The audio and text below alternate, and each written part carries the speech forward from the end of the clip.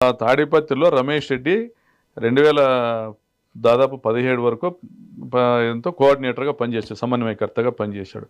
రమేష్ రెడ్డి సమన్వయకర్తగా ఉన్నప్పుడు single window ఎలక్షన్లు, పంచాయతీ ఎలక్షన్లు, జెడ్పీటీసీ, ఎంపీటీ ఎలక్షన్లు, మున్సిపాలిటీ ఎలక్షన్లు కూడా చేసినారు. క్యాండిడేట్లు పెట్టుకొని ఎలక్షన్లు చేసినాడు, పార్టీని నడిపించినాడు. ఆ క్రమంలో రమేష్ రెడ్డి పైన 21 కేసులు నమోదైనాయి. అప్పట్లో రాజశేఖర్ బాబు గారు ఎస్పీగా ఉన్నారు. కొంత అక్రమ కేసులను కొంత ఆయన రెఫర్ చేయడం కూడా జరిగింది.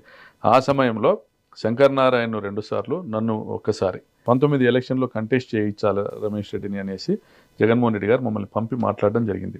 కన్విన్స్ చేయండి, భయపడతా అన్నాడు అనేసి. రమేష్ రెడ్డిని పోయి అడిగిన, అప్పటికి రమేష్ రెడ్డి భోగత్ నారాయణ రెడ్డికి సమీప బంధువు, విఆర్ రామరెడ్డి కూడా ఆయనకు బంధువే. సో అప్పట్లో భోగత్ నారాయణ రెడ్డి టీడీపీలోనే ఉన్నాడు. పోయి అడిగిన నేనే రమేష్ రెడ్డిని, బిహెచ్ఎల్లో, హైదరాబాద్లో బిహెచ్ఎల్ దగ్గర వాళ్ళ ఇల్లు. రమేష్ ఇట్లా సార్ చెప్తా అన్నాడు, పార్టీకి ఖర్చులు పెట్టుకునే సిద్ధంగా ఉంది, నువ్వు పోటీ చేయి, నీ శక్తి మేరకు నువ్వు పెట్టుకో అనేసి.